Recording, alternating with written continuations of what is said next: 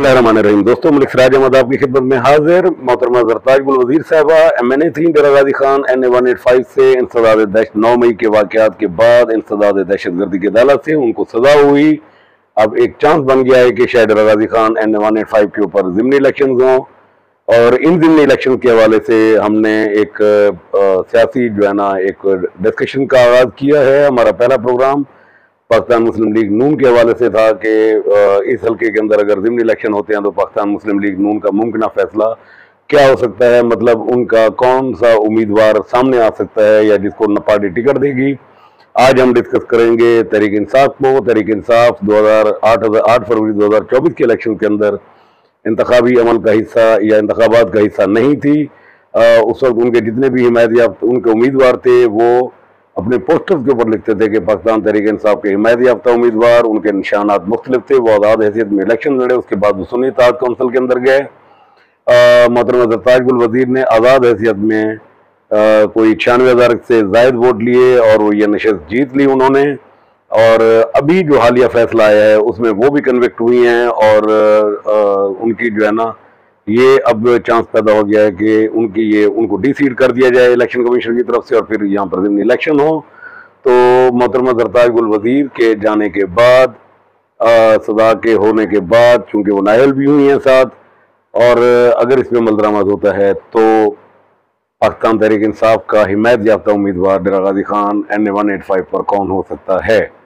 तो इसमें बहुत सारे नाम हैं। मेरे जहन में जो सबसे पहला नाम आया वो मार्सजा चीना का था। मैंने उनसे रब्ता किया, उन्होंने मुझसे फ़ोन पे बात करते हुए कहा कि वो इलेक्शन में हिस्सा लेने के ख्वाहिशमंद नहीं हैं और उसमें अगर पार्टी ने उनके कोई जिम्मेदारी सौंपी तो ज़रूर सोचेंगे, लेकिन उनकी ज़ाती ख्वाहिश इस किस्म की कोई नहीं है। दूसरा, उन्होंने ये कहा कि इस हल्के की जो टिकट का फैसला है वो मोहतरमा ज़रताज गुल वज़ीर ही करेंगी, और उस पर उन्होंने कहा कि बेहतर यह है कि उनके फैसले का इंतज़ार किया जाए कि देखें वो क्या फ़ैसला करती हैं। ये तो थी मार्सजा चीना की गुफ्तगू जिस पे उन्होंने अपनी हल्के में इलेक्शन लड़ने के हवाले से अपनी दिलचस्पी का इज़हार करते हुए कहा कि जी मैं बिल्कुल ख्वाहिशमंद नहीं हूँ। हाँ, अगर पार्टी ने कह दिया तो ज़ाहिर है फिर मजबूरी होगी कि मैं पार्टी के जो फैसले हैं उनके ऊपर मैं अमल करूँ। इसके अलावा पाकिस्तान तहरीक इंसाफ के चंद और चेहरे जो इलेक्शन लड़ने के ख्वाहिशमंद हैं, उनमें सबसे पहला नाम ज़िले general secretary Atif Khan Mastoi advocate, वो ख्वाहिशमंद हैं, वो पुरजोश हैं कि जी मैं इलेक्शन लड़ना चाहता हूँ। इसके अलावा ज़िया खान काकड़ एडवोकेट मारूफ चेहरा हैं तहरीक इंसाफ का और यूथ के हवाले से वो एक नोन है सबके लिए, पहले दिन से वो पार्टी के साथ हैं। धरने के अंदर उन्होंने जो धरना हुआ था मशहूर, उसके अंदर उन्होंने बड़ा टाइम गुजारा था। वो भी ख्वाहिशमंद हैं कि अगर पार्टी को कोशिश करेंगे कि अगर उनको टिकट मिल जाए तो वो इलेक्शन लड़ें। और तीसरे हैं अली अकबर लिगारी, ये तहसील के सदर हैं।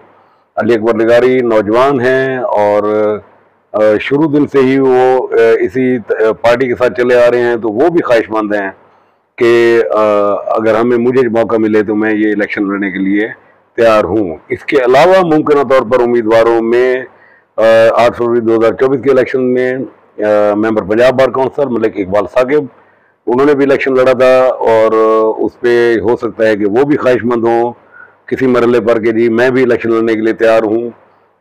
इसके अलावा डॉक्टर शाहीना नजीब खोसा हैं, लेकिन उनकी तरफ से अभी इस तरह की कोई सरगर्मी सामने नज़र नहीं आई। तो मजमूई तौर पर पाकिस्तान तहरीक इंसाफ की हिमायत याफ्ता जो है ना जो उम्मीदवार कोशिश करेंगे टिकट के लिए, उनमें आतिफ खान मस्तोई एडवोकेट, ज़िया खान काकड़ एडवोकेट, अली अकबर लिगारी एडवोकेट और उसके अलावा मलिक इकबाल साकिब एडवोकेट। तो ये वकला हैं जो कोशिश करेंगे कि अगर उनको टिकट मिल जाए तो वो इलेक्शन लड़ें। आतिफ खान मस्तोई, ज़िया खान और अली अकबर भी बहुत कॉन्फिडेंट हैं, उनको लगता है कि ये टिकट उनमें से कोई एक ले जाएगा।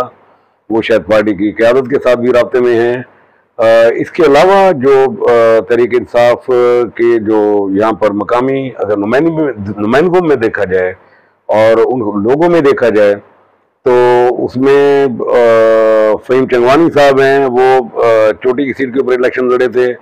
हो सकता है कि किसी मरले पर वो भी सामने आ जाएं। अहमद अली द्रिशक थे, PP 289 पर उन्होंने इलेक्शन लड़ा था, उनका भी चांस बन सकता है कि वो शायद अगर वो गो के आउट हैं पार्टी की सरगर्मियों से वो शायद इलेक्शन के किसी मरले पे वो ये ख्वाहिश का इजहार कर देंगे जी मैं इस एनए के ऊपर लड़ना चाहता हूँ। इसके अलावा एक नाम है, वो है सरदार सैफुद्दीन खान खोसा, उनका कोटशुट्टा PP29 के ऊपर एक अच्छा वोट बैंक है।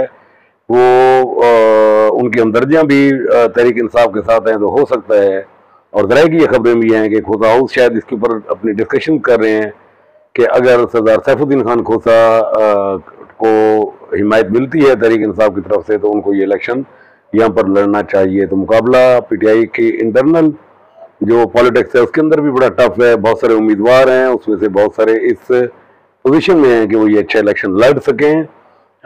लेकिन यह कि देखना ये होगा कि पार्टी क़यादत इसके ऊपर क्या फैसला करती है। और फिर मोहतरमा ज़रताज गुल वज़ीर जिन्होंने ये सीट जिनकी ये खाली हुई है, एक शख्सियत है जिनके मुतालिक ये कहा जा रहा है कि शायद अगर वो इलेक्शन लड़ने की ख्वाहिश का इज़हार करें तो मोहतरमा ज़रताज गुल वज़ीर की हिमायत और हमदर्दी मुकम्मल तौर पर उनकी तरफ होगी, और वो हैं उनके शौहर अहमद हुमायूं रज़ा एडवोकेट।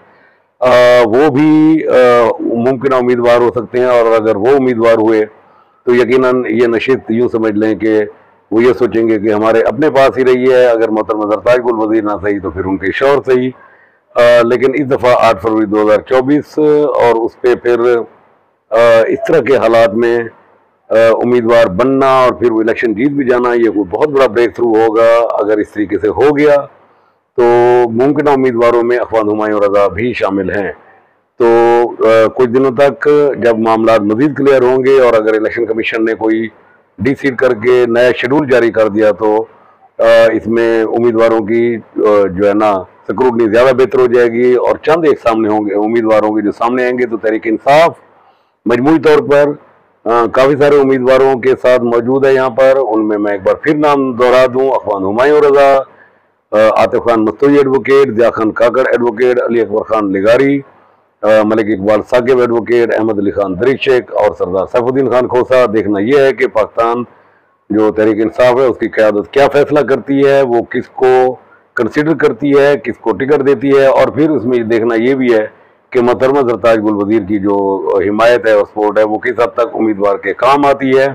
तो इंशाल्लाह ये तहरीक इंसाफ के हवाले से था। कल हम पाकिस्तान पीपल्स पार्टी के हवाले से बात करेंगे और इसी तरीके से दीगर जमातों के ऊपर भी, ताकि एक थोड़ा सा उम्मीदवारों के हवाले से हमारी पोजीशन क्लियर हो सके कि किस जमात से कौन कौन से उम्मीदवार संजीदा हैं और वो सामने आ सकते हैं। तो इंशाल्लाह अगले प्रोग्राम तक आपसे इजाज़त लेंगे, तब तक की इजाज़त।